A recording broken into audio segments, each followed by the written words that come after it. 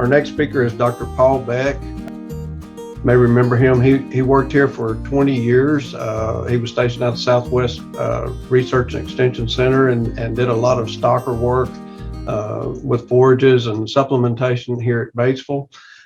He's now employed with the Oklahoma State University in Stillwater, and even though he left, we've continued to collaborate with him and work on some research. And so I've asked him to be our last presenter today. So welcome, Dr. Beck. Good afternoon. I'm Paul Beck. I'm a beef extension specialist at Oklahoma State University. This is a presentation of some of the research that Don Hubble and I and Tom Hess and others at the Livestock and Forestry Research Station have been conducting over the last 3 years in cooperation with Beth Kegley at the University of Arkansas Animal Science Department in Fayetteville. So the topic I'm giving you on this field day is summer supplementation of stocker calves cost effective? And this is depending on a lot of different factors, coming from different forages or different quality types of supplement. So all of these need to be looked at in different ways, depending on the types of forages we're dealing with. When we're dealing with introduced warm season grasses, such as Bermuda grass, performance of stocker calves is limited by the digestibility of that forage, but usually not the crude protein content. For an example, this is the forage mass and nutrient quality of Bermuda grass during the summer of 2019, the first year of this study. Overall forage mass was well over 2,000 pounds of forage per acre available to the animal all throughout the summer.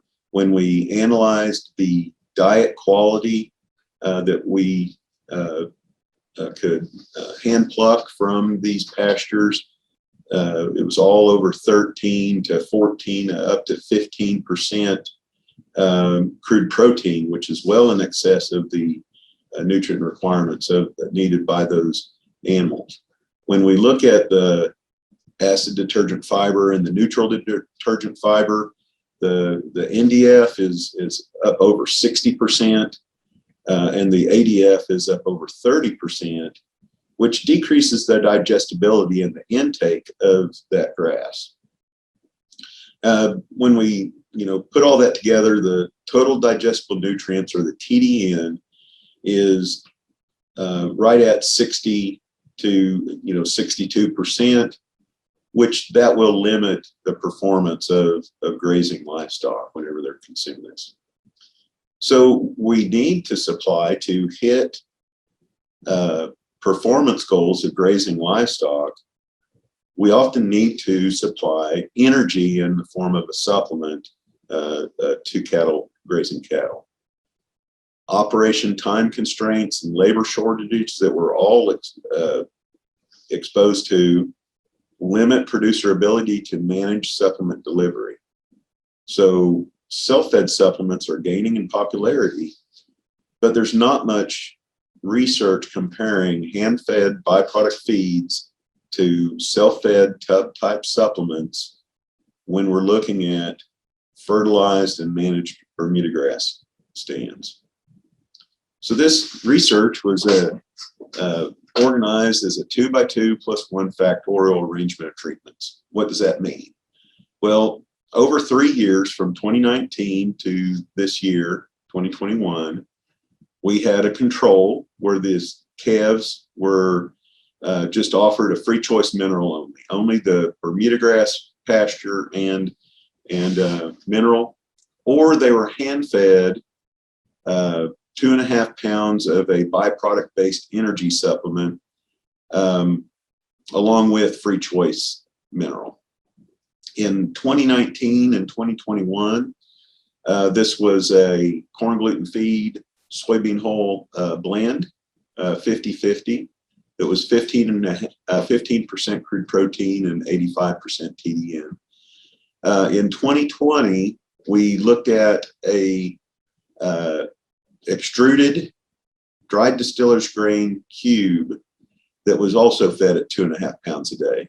It's offering excessive protein for what we're needing for these livestock, but it's also a high energy type supplement with good levels of fat, so up over 85% TDN. The supplement costs that we used to see if it's cost effective in 2019, we assumed they were right at 10.5 cents per pound, just over $210 a ton. And in 2021, we know our feed prices are going up. We use 16 cents a pound for this. It was either offered all summer from the start of grazing in May all the way through late summer in August or September, or only during the late summer from July until the end of the study in late August or early September. The cell-fed supplement was a molasses-based tub-type supplement. It's available in the Batesville area, and it's a free choice supplement. The PVM and plus free choice mineral. It was offered free choice. It's the PVM cattle tub. It's 21.6% crude protein. It's designed for 1/2 to 1 pound of intake per day. And the actual cost, retail cost of that, purchased at the feed store there in Batesville, was 36 cents a pound in 2019 and 41 cents a pound in 2021. And this also was offered either all summer or only during the late summer. We put 5 calves per pasture. They were both steers and heifers, and we had them on 2-acre pastures. And these were fertilized with 120 pounds of actual nitrogen, which was split applied with 60 pounds of actual going out on May and 60 pounds of actual nitrogen going out in July. We started the study really late May in 2019 and 2020, and in early June in 2021. We would reweight the calves in mid-July each year, and that's when we started feeding the late season type supplements, was after that weight. Calves were removed from pasture at the end of August in 2019 and 2020, and very early September in 2021, giving us an 84-day grazing season in 2021 and a 90-day grazing season in 19 and 20. The hand-fed supplements were fed 5 days per week. The self-fed supplements were weighed weekly and replaced at midsummer weight at the minimum. So we didn't have the same tub of supplement out there the entire summer. Even if they hadn't consumed it all, we replaced that at midsummer. So it was a fresh supplement delivered for the late summer. The average daily gain was quite variable across the 3 years. In 2019, during the early summer, the control calves only gained 1 pound a day. When we hand fed during the early summer, that increased gain by over 0.7 of a pound. The self-fed supplement only increased gain numerically, increased gain by about 1/10 of a pound a day. 2020, we saw a 0.2 of a pound increase in gain with the hand-fed supplement. These cattle gained exceptionally well in the control, 1.9 to 2 pounds per day, where we actually did not see any type of increase with the self-fed supplement. In 2021, cattle performed about like we would expect during the summer grazing, right at 1.2 pounds per day with control. We saw a over 0.4 of a pound increase with the hand-fed supplements during 2021, and a 0.2 of a pound increase in gain with the self-fed supplement. Variability in intake, in 2019 with the self-fed tub, we saw close to expected intake. In 2020 and 2021, they consumed well in excess of the targeted intake. So when we look at total supplement gain per pound of gain, in 2019, when we saw a nice response, we saw 3.2 pounds of feed required per pound of gain with the hand-fed supplement versus 7.5 with the self-fed, and over 11 in 2020 when those cattle were gaining quite well with no supplement per gain in the self-fed. 2021, it was at 5.5 versus 16.9 for the hand-fed and the self-fed respectively. Overall, across 3 years, during the early summer, we saw a 0.5 pound increase per day with the hand-fed supplement at about 5 pounds of feed per pound of gain, and a 0.1 pound increase with the self-fed supplement with right at 20 pounds of feed required per pound of gain. During the late summer, we saw a nice gain response, over 0.5 pound to 4/10 pound in 2020 with the hand-fed supplements. Only 0.2 pound increase with the self-fed supplements. In 2020, we saw nearly 0.8 to 0.9 pound increase in gain with the hand-fed supplements during the late summer versus a very negligible increase with the self-fed supplements. And likewise in 2021,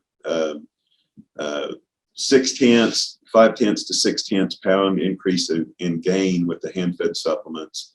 Right at 0.3 pound with the self-fed supplements.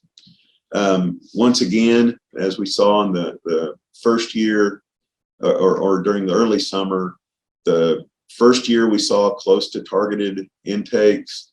The second year we were 2.5 to nearly 5 times over the upper intake that we would expect. When we look at supplement to gain, once again, we're seeing from 3 to 0.6 pound supplement per pound of added gain with our hand-fed supplements, depending on the year and the gain response, versus 5 pounds up to 83 pounds of supplement required per pound of added gain. So when we look at over those 3 years,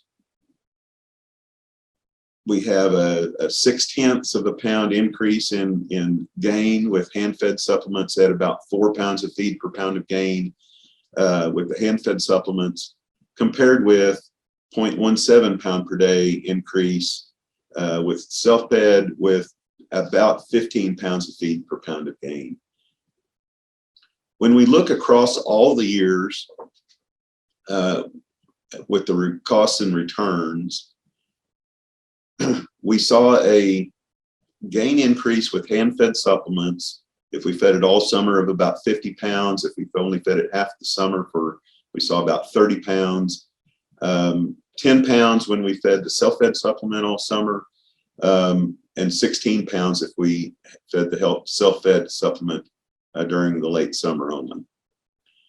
This took about right at 4 pounds of supplement per pound of added gain with the hand-fed supplements, and 8 to 18 pounds of feed per pound of added gain with the self-fed supplements.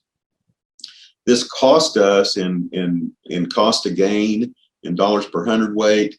If we're looking at the cost we looked at in 2019, right at $40 per pound using 2019 cost, to just over $60 per pound or $60 per hundredweight with 2021 costs. When we're looking at the self-fed supplement costs, those were over $300 to nearly $700 in cost per pound of added gain. So our supplementation return was $20 to $30 using 2019 costs, depending if we fed it just during the late summer or all summer, with the hand-fed supplement, down to a net cost of $30 to $50 using 2019 costs. Using 2021 costs, those returns to supplementation, not counting delivery or labor, would have been, $15 to $25 with the hand-fed supplement, and a net cost or a net loss of $37 to $64 with the self-fed supplement. So, is summer supplementation cost effective? It depends. That's your classic extension answer. It depends on the type of supplement, supplementation rate, the cost of the supplement, the cost of delivery, the response to the supplement, which further depends on forage conditions, forage quality, animal genetics, animal weigh-ups. You know all the drill. Under the conditions of this series of trials on fertilized Bermuda grass, we do know that self-fed molasses-based type supplements do not appear to be cost effective. They are too expensive, and the gain response is too limited to see a positive return to that. Thank you, and I would address any questions you have at this time.